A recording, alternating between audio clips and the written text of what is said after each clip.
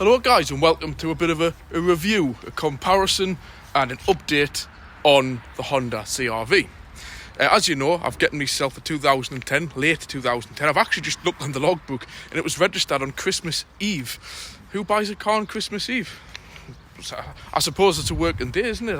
It's not even classed as a bank holiday or anything. So anyways, a good Christmas present for somebody in 2010. I want to do a bit of a comparison. Forgive me if I'm wrong. I'll be honest, I'm so busy at work, it's unbelievable. This is Thursday and it's coming up the bank holiday weekend, so this has only been a 3-day week for her. But I believe the figures are the mark numbers are correct. The difference or comparison, the pros and cons between a late facelift Mark III Honda CR-V and I've got it written down here, a 2017 Mark IV. I believe it's a Mark IV. I don't know if something's happened between there, but there's about 7 years difference between these two cars. And I'll let you guys tell me what you prefer, what you think are the pros, what you think are the cons, what you don't agree with what I say, whatever. Please leave a comment below. This is for a bit of discussion, because I'll give you my opinion at the end. So without further ado, we'll swing the camera around. I did have my microphone on, but the wind's died down, so I can't be bothered with the faff because I need to get back on with work.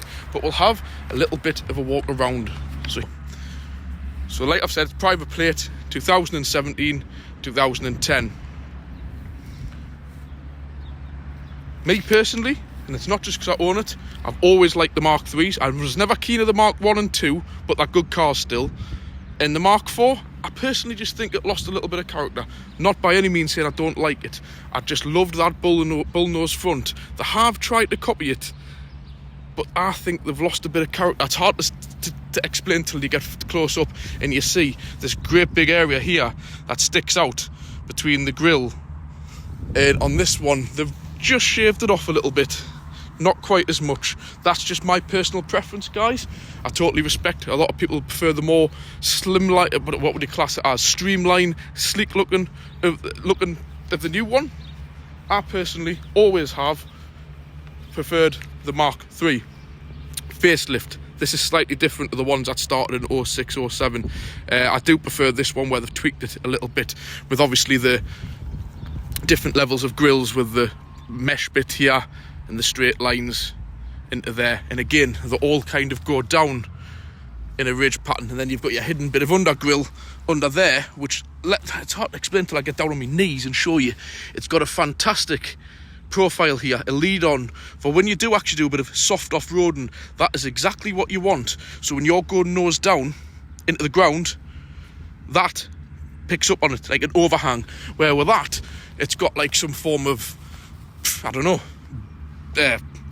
splitter if you want to call it, but it sticks out a long way, and you go down a bit of an incline on that is just going to dig straight into the ground and rip your bumper off, whereas that, as you can see, has got a perfect profile going down.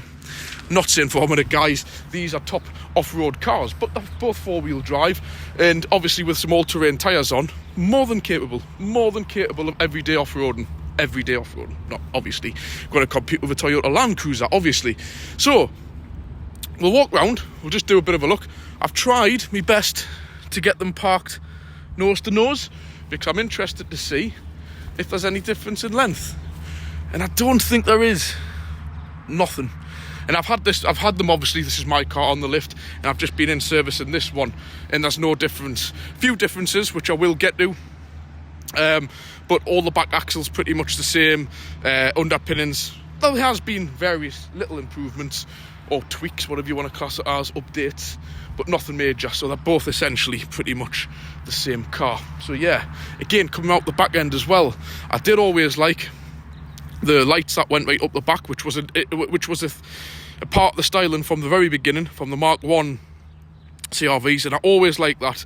Having a nice big clear two tail lights to make you very visible at night, so that it light. So you've got obviously your 4 lights, you've got backup ones, and again your indicators at a nice high biggest point at the back, and obviously you've got your fog lights in the bottom of there. Euro's changed and stuff, and the fog lights are a lot lower on newer cars, so the fog lights on this one are down the back, and it's pretty much the same thing. But these are, of course, I think, gone more technical to LED. Let's just switch those on and find out. on both cars actually, and I'll just show you what I'm talking about. Over to this car. Right, let's have a look. So, yeah, so that's some kind of like LED in there, which is on, and it goes up to there. So they've kept the same profile of lighting as the Mark III. That's actually, as you can see, they're both on. But the thing is, these are two nice bulbs. The bulbs go off, you just change a nice new bulb, couple of quid, that's it. With these, you've got to buy a whole new lamp. And I would imagine it'd be an absolute nightmare to get them out. Specs wise, this is an ES, which is a one above Executive EX top spec. This is the top spec EX, as long as that's how they kept them on the Mark IVs. But on the Mark III, this is one below the top spec, which means full leather interior, which this one actually has been spec'd up one above leather interior and had Alcantara fitted, which means it also obviously gets the Alcantara and it gets the heated seats, as you can see down there. And the only other thing it's missing is the glass roof. But of a car of these age, they are starting to be a bit problematic for leaks, so I would actually prefer to have the tin roof. But that's really it with these. And a reversing camera, which are pretty naff of cars of this age, and a like old school sat-nav system, which I just I use my phone for sat-nav, even if I've got one built into the car. And I am going to get maybe a double din, upgrade that somehow, I don't know. But we'll get into that later. So, still keeping the nice big SUV mirrors, which I love to see. Thumbs up to Honda on both of these cars for that. Again, both got LED indicators, electric folding mirrors. But again, we'll just put an indicator on. Obviously, I'll have to add the hazards on for this purpose. Which I don't like what the manufacturers are starting to do. Is, unfortunately, we're on bright daylight here. That, I don't know if you can see, is nice and clear. Nice big area to see. The sun is blasting on here though. And it comes to the edges as well. Trust us, it's brighter than that. It's just with the light. But these little things here, a little slit, stand back. And you can't even see that. And I'm not going to say you can see that because of the sun, but if we come out to this side where the sun isn't shining as aggressively, you can nicely see it. But that, what's the idea of making that so small and not bright at all? Not keen on that. Don't like that part of the upgrade. I have upgraded these back indicators, and believe me, they are super bright. And obviously they're just standard bulbs, but obviously that's how this one used to be. I've just upgraded them.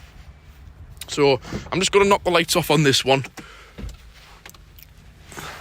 and leave them on this one, because I just want to go around doing a bit more on the Mark IV. So you've got your parking sensors, the same as what this one's got.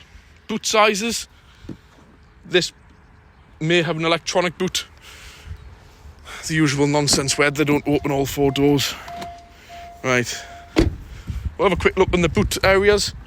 So this obviously has been upgraded. This has got the reverse camera. Obviously it's a lot newer car. That would have it if it was an EX spec, an electronic opening tailgate. Personally, I don't think there's anything wrong with just going like that. Is that really any big deal? Must admit, gas struts, probably on my list to get. So boot spaces, let's have a look. Because of the automatic boot mechanism, all the space has been taken up here compared to this side, if you see. So that takes up a bit of space. I'm not saying there'll be a lot of stuff stored there, but it's a big bulbous area taken up. Load space, pretty much, I would say, the same. Not much to talk about on that one. Pretty much the same. Maybe actually, maybe a little bit bigger on this one. Don't know how that would work, but yeah, so there's the luggage area. There's your electronic tailgate, obviously. Time that takes to do it. Does this really take any longer? There you go, done. Just all stuff to go wrong.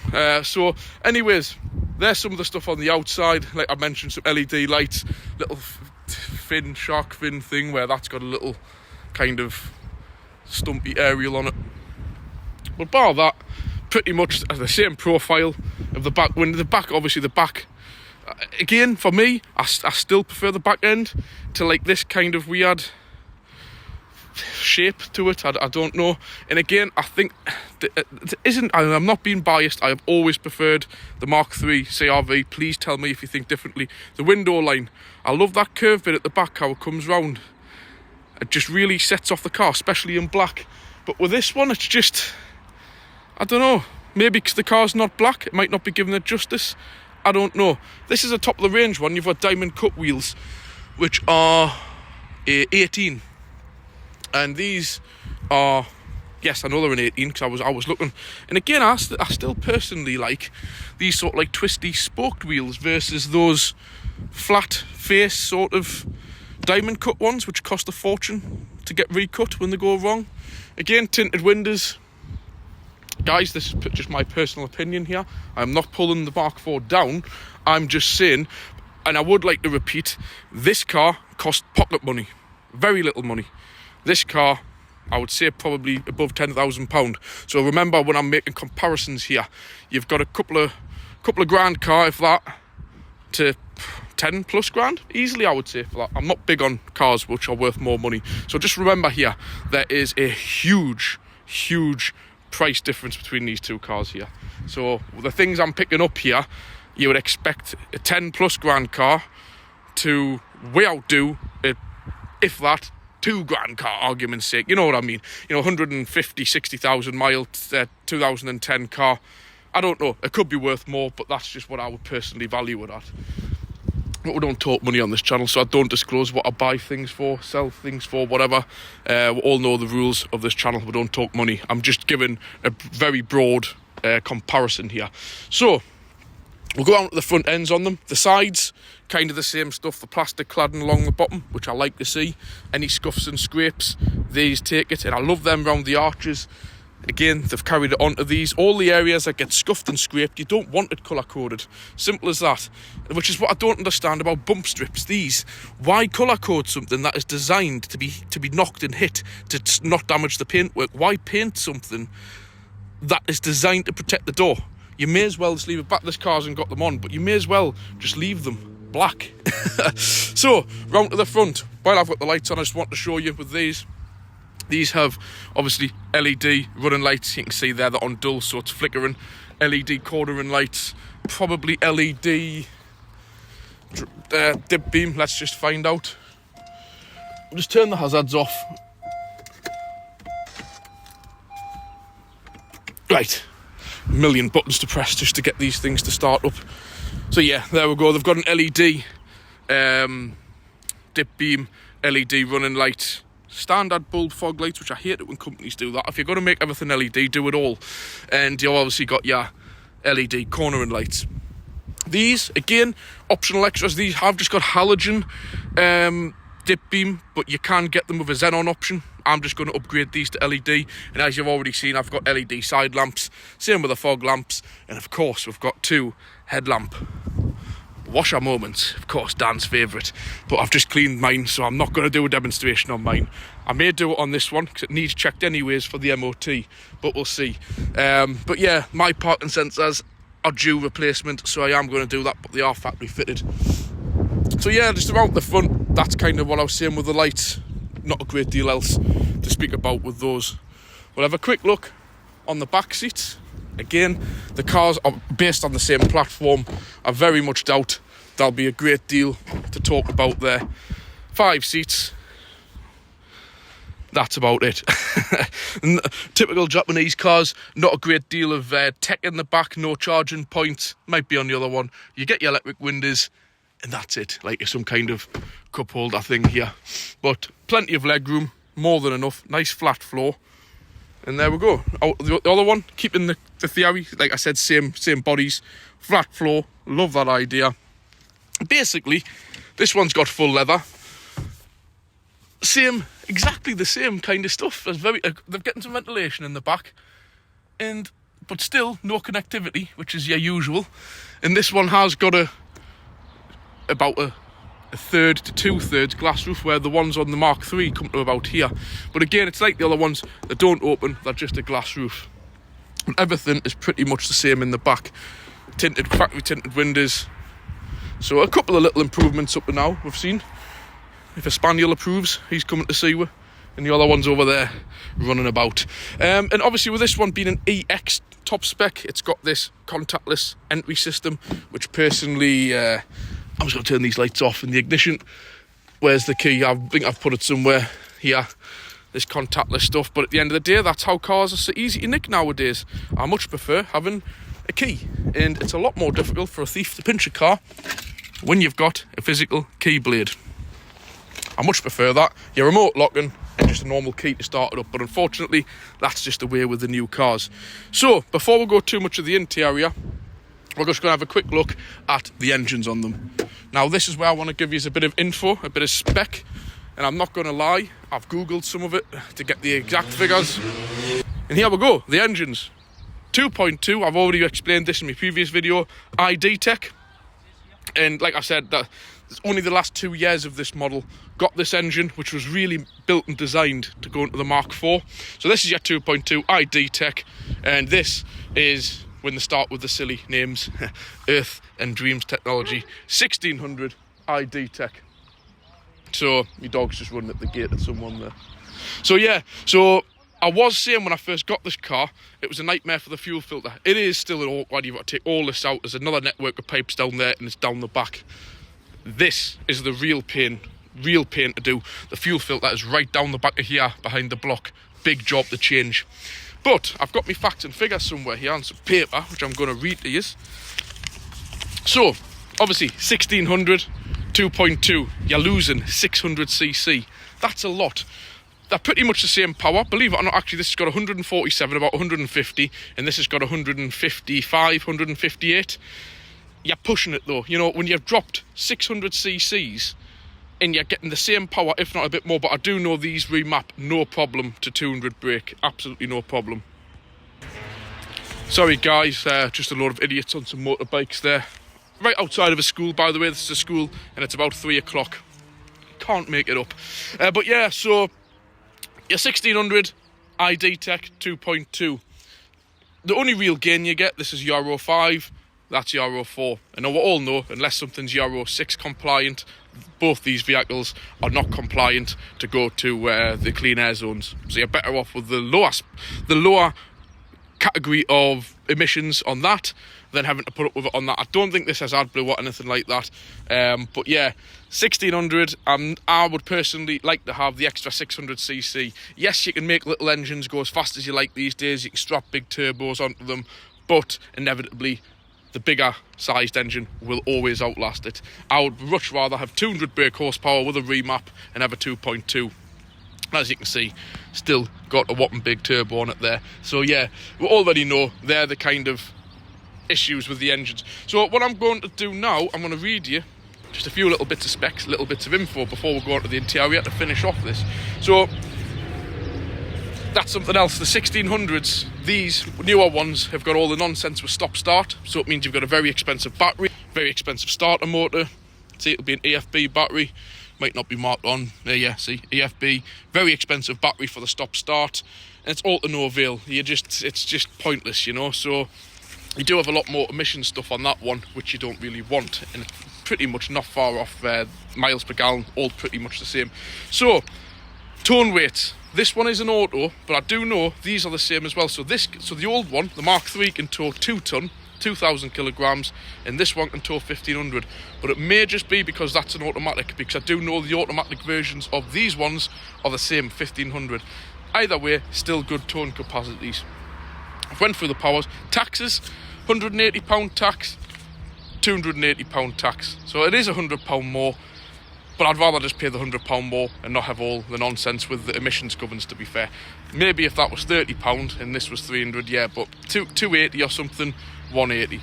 Was there anything else I needed to go through with that? I was just going through, yeah, all, yep. So that's that. Like I've said, spec-wise on the interiors, just remember the Mark 3 is an ES and the Mark 4 is an EX. So we'll start with the Mark 4's interior. Straight away when you get in, you've got your memory seats. Obviously that hasn't got none of that. They're still electric seats, but they're not memory. So you've gained that spec because it is an EX spec. Electric folding mirrors, 4 electric windows, all the same here, much of a likeness. And we'll jump in and we'll have a quick look at some of the interior stuff. So of course with this you get all this economy nonsense. who wants it, who needs it, whoever uses it. It's just nice to get in and just drive. But you've got that. This only extra this has got on the 4-wheel drive system is hill descent. How often you would use that, I don't know. But if they were that bothered about hill descent, they should have kept the front end angled like that one instead of having it like that. So they've gained hill descent but took away the structure of the car to be able to actually do a proper hill descent, because as soon as you got to the bottom, the nose would dig into the mud. Parking sensor, same as that one. We all love it. That one's got it as well. Headlamp washer, separate switch. I love to see that. Obviously all the other stuff, traction control, cruise control and limiter, that's an extra. That's just got basic cruise, not a limiter. But it hasn't got nothing like the radar stuff on these, I don't believe. So you've got that. And just generally the dashboard. We'll start this one up. The dashboard has been slightly changed, but nothing really special. Nothing much different to that one, which we'll see in a minute. Has got this screen with sat-nav on. Again, them ones had a similar system on top range. And then they've got some kind of screen up there as well, which is just a basic like black and white screen. We've got the sat-nav system here. Sat-nav, climate control system, almost identical to that one. It's gained a stop-start system, like I've said, a stop-start button, but unfortunately, like I've mentioned, you lose your bladed key, like this, and they're a lot easier to nick. I'd rather just have the key, to be honest. Got your Bluetooth. I don't know what that is, something probably to do with the sat-nav and that. Obviously this one being an automatic. Nice little shift lever with a park button and a manual handbrake, which is nice to see. Stop-start nonsense, it's got that. Unfortunately you don't want that, but every time you turn it off, when you restart the car, it comes back on again. And also heated seats, same as the other one. Power outlet. And that's about it really to go through in here. The roof, we shall just open that up. I do like a glass roof, but to be honest, with me having the dogs and stuff in the car, I don't really like having... And it doesn't open, it's not a sunroof, it's just a cover. So yeah, so... Like I said, this is an EX spec. If that was an EX spec, it would have exactly the same system on it, so we can't really use that as a comparison. Plenty more buttons and God knows what on this one.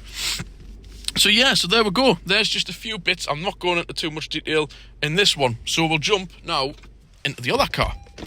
Bearing in mind, we're gaining like 7 years here. 7 years difference, 2010, 2017. But these did come out in 2006, and there's been very, very little change. You won't see any change on the interior. It's just a few bits around the bumpers and stuff. So you've got to remember, we're not just talking 7 year here. We're talking 10 years. Actually, 11 years. Yeah, 11 years difference of car. And I really don't think the Mark III has fallen behind in time at all, because it's kept everything quite the same, really. So, again, nice like Alcantara seats. Same switches being used. Little funky handbrake down here. Just a little bit different. I quite like that. Onto the dash. Got USB connect. Apologies, there's some USB connectivity in there, in that cool little ducket. And thanks to my friend Darren, if you're watching this, he found out there was all this down here, which I knew nothing about. So we've got another power outlet and an AUX. Never knew that was there. How on earth would you know that was there? But a lovely, great, big, deep cubby hole. 2 cup holders. There's me microphones, guys. I just didn't think I needed to use them. And there's more power outlets and stuff down here as well.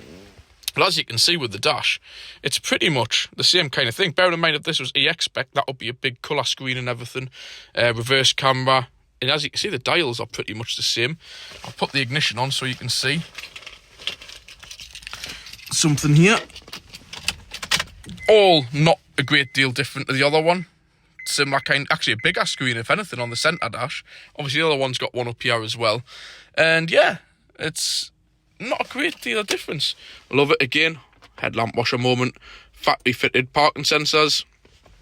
All the buttons, electric folding mirrors, all this kind of stuff. It's, cruise control. The only thing it hasn't got is a speed limiter. Like I said, all the controls on the steering wheel here. Hasn't got Bluetooth because it's the ES spec. If it was the EX, it would have an extra row of buttons here. Radio controls, auto dip dim mirror. But like I've said, a tin roof, which for me, personally is a better thing. So, not going to bore you too much going around anything more.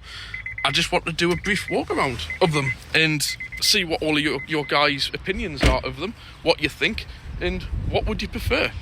Obviously, money-wise, clearly I would pick that one every day because it's worth more money if I could be offered either of them for free.